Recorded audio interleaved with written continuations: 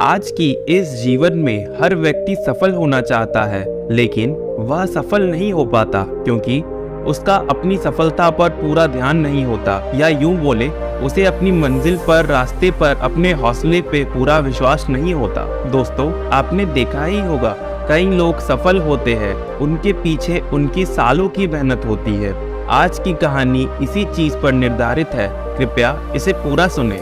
किसी गांव में एक साधु रहता था। वह जब भी नाचता था बारिश होती थी। गांव के लोगों को जब भी बारिश की जरूरत होती थी उस साधु के पास आते और उन साधु से अनुरोध करते कि वह नाचे, और जब वह नाचते तो बारिश जरूर होती थी। कुछ दिनों बाद 4 लड़के शहर से गांव घूमने आए। जब उन्हें यह बात का पता चला कि किसी साधु के नाचने से बारिश होती है तो उन्हें यह यकीन नहीं हुआ। शहरी पढ़ाई लिखाई के घमंड में उन्होंने गांव वालों को चुनौती दे डाली, अगर हम भी नाचेंगे तो बारिश होगी, और अगर हमारे नाचने से बारिश नहीं होगी तो साधु के नाचने से भी कैसे होगी। अगली सुबह गांव वाले चारों लड़कों को लेकर साधु की कुटिया के पास पहुंचे। गांव वालों ने साधु को सारी बात बताई। फिर उन लड़कों ने नाचना शुरू किया। पहला लड़का नाचना शुरू किया। आधा घंटा बीत गया पर वह थक कर बैठ गया। बादल नहीं दिखे। कुछ देर बाद दूसरे ने नाचना शुरू किया। 1 घंटा बीता, वह भी थक कर बैठ गया। बाकी दोनों लड़के ने भी ऐसा किया पर बारिश नहीं हुई। अब साधु की बारी थी। उसने नाचना शुरू किया। 1 घंटा बीत गया लेकिन बारिश नहीं हुई। साधु फिर भी नहीं रुका। वह नाचते नाचते 2 घंटा बीत गया पर बारिश नहीं हुई।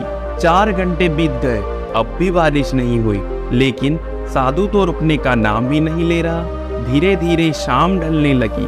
तभी बादलों की गड़गड़ाहट सुनाई देने लगी और थोड़ी देर बाद जोरों की बारिश होने लग गई। यह देखकर चारों लड़के दंग रह गए और तुरंत साधु से क्षमा मांगी। फिर चारों लड़कों ने साधु से पूछा, बाबा भला ऐसा क्यों? हमारे नाचने से बारिश नहीं हुई और आपके नाचने से बारिश हो गई। साधु ने उत्तर दिया, जब मैं नाचता हूँ तो 2 बातों का ध्यान रखता हूँ। पहली बात तो ये कि मैं सोचता हूँ कि अगर मैं नाचूंगा तो बारिश को होना ही पड़ेगा, और दूसरी यह कि मैं तब तक नाचूंगा जब तक बारिश ना हो जाए।